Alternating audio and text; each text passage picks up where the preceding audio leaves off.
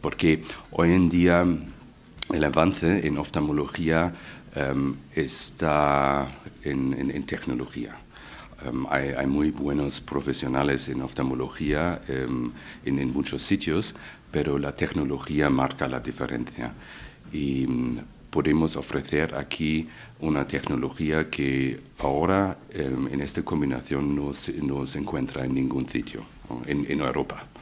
Y entonces la idea de la clínica es ofrecer la última tecnología que existe en cirugía refractiva a precios competitivos en relación con los países alrededores. Estoy calculando en el año primero, por ejemplo, con unos 300 ojos para cirugía refractiva y unos 150, 200 ojos para cirugía intraocular.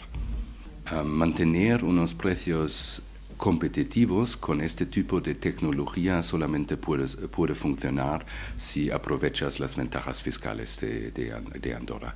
Porque naturalmente para unas máquinas como tienes que pagar IVA, por ejemplo, ¿no? Y cuando estamos hablando sobre una inversión solamente para 2 láseres de 1 millón de euros, cada uno puede calcular, porque normalmente tienes que calcular la IVA también, y depende del porcentaje de IVA, es una diferencia sustancial.